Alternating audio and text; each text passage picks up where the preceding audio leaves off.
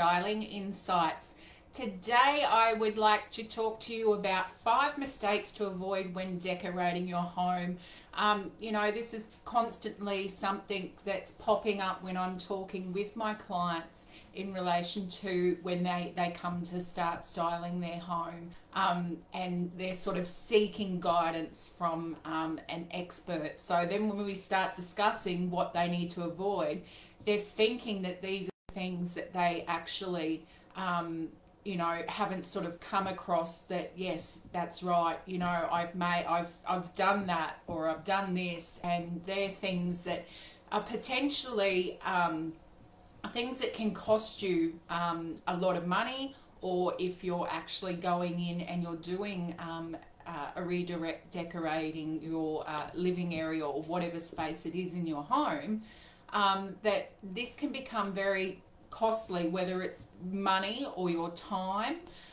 So making sure that when you're styling your home that you're sort of getting it right from the start. So I just want to share with you today my 5 mistakes to avoid when decorating your home.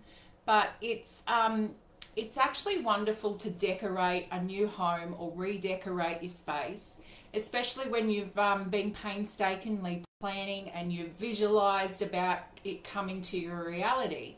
On your next project, I want you to actually sit and think about these ones before you actually go into starting your project. So the first one is over decorating. Oh my gosh, I see this so many times when I'm talking with clients and we're looking around their space, and that it's very over decorated. So it's not necessary to actually style every piece of furniture, fill every wall, or cover every solid surface in your home with decorations or artwork or furniture pieces, whatever it might be. So we sort of need a visual break in a room, as it actually benefits the space, because it can create a peaceful, uncluttered atmosphere and leaves breathing areas between each furniture pieces.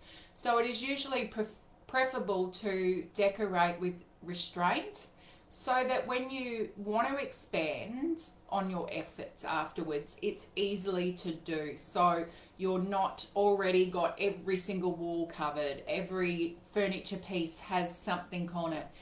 It just gives you a little bit more room to expand further on decorating those spaces or those pieces. The next one is rushing to fill a space.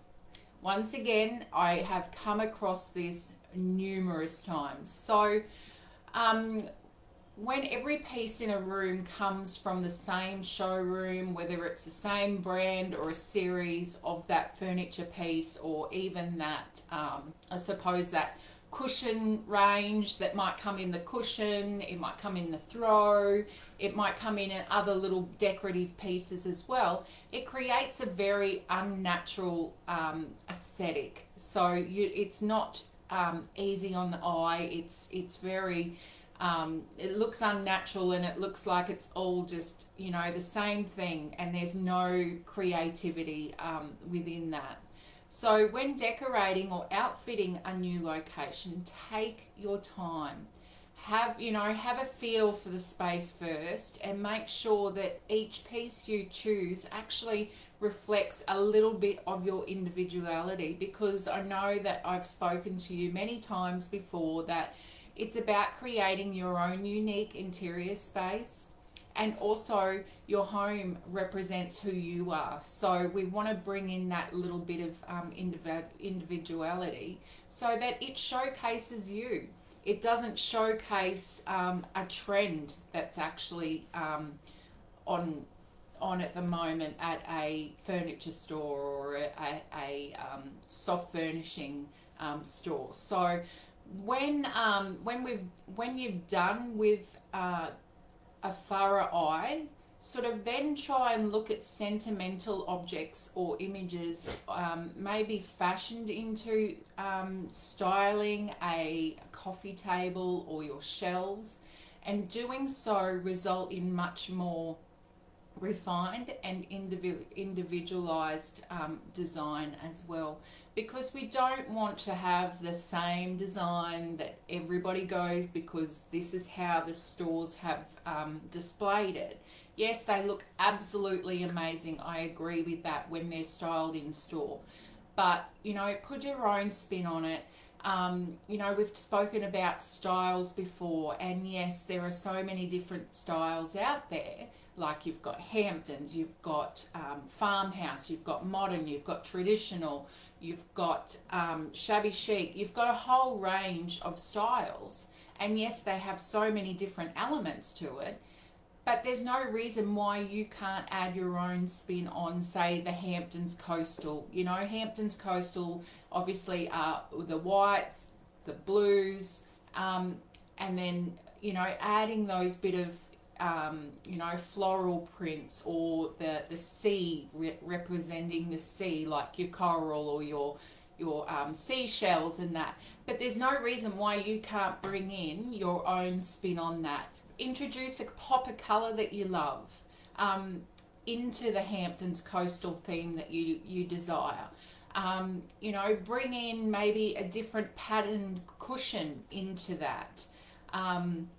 You know, you still can have your Hamptons or your coastal pattern cushions, but why not bring in, you know, a popper colour through that? As, you know, you might like pinks, you might like sage, you might like a beige. So that's how we're going to create your own unique interior style. So the things that you won't fit or are missing will eventually show themselves organically as time goes by and you occupy that space as well. So please take your time before you're filling a space and really think about whether it's practical, whether it's functional as well. Because we do get these, you know, ideas that we want to have this beautiful displayed home. We want to have all the latest trends. We want to have all the gadgets. But is it practical and functional to your family or your space? So think about that when you're actually going through and choosing the style, the pieces that you're going to be putting into your home.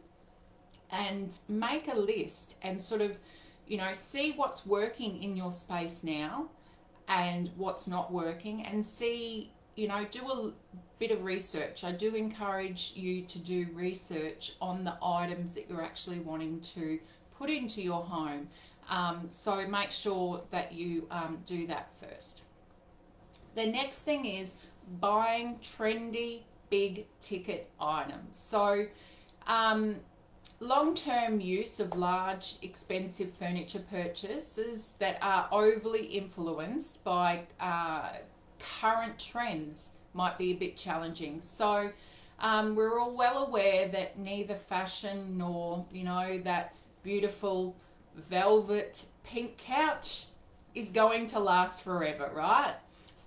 Fashion and trends change constantly, but most times we are evolving ourselves as individuals. So something that we might like today, we might not like in 5 years' time. So we really need to make sure that when we're going out and buying those big ticketed items, that it's going to be a more transitional item piece that you're going to know that is going to not outdate. It's not going to outdate your taste either, which is more important. So be careful to get something adaptable and timeless when spending a lot of money on expensive objects like your armchairs, your couches, your carpets, dining tables, all that. So think about that when you're choosing these big ticketed items as well, because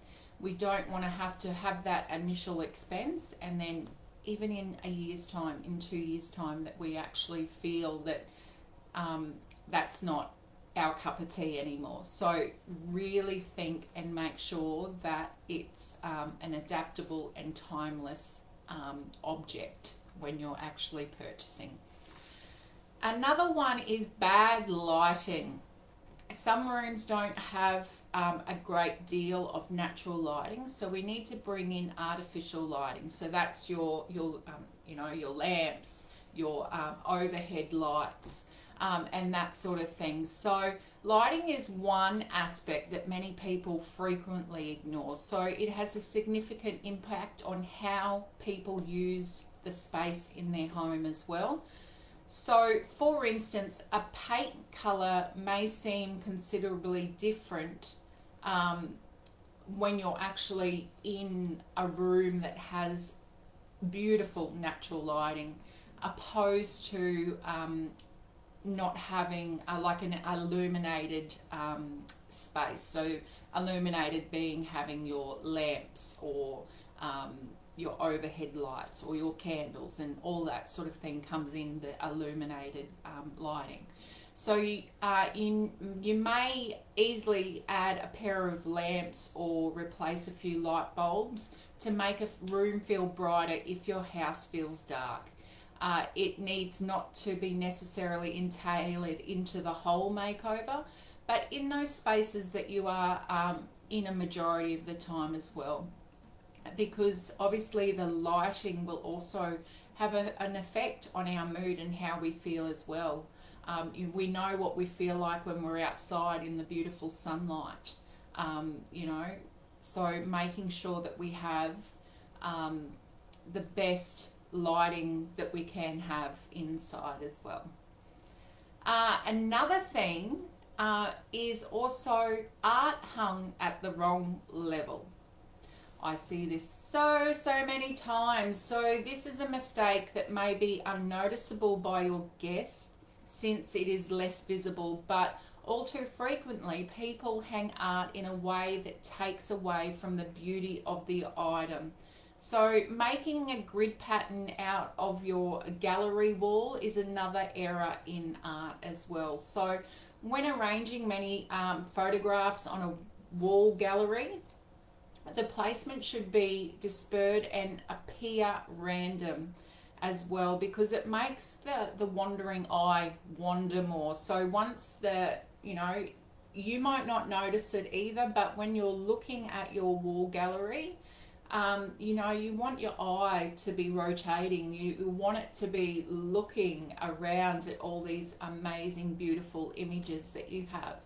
So make sure your artwork and pictured frames match the design of your space.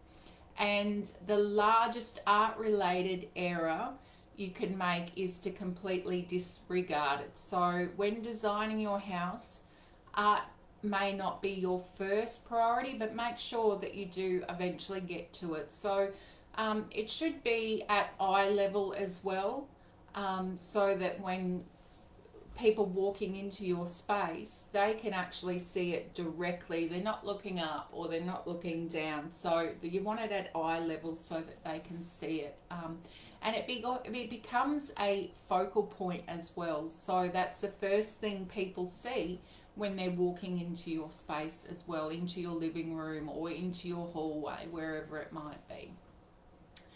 So that is it for my 5 mistakes to avoid when you're decorating your own home. I hope you have found these quite valuable. If you do have any questions on the topic today, please pop it in the chat below and I will be happy to answer you. But I will be back next week with a new styling insight. So until then, stay safe and be kind. See you around. Bye now.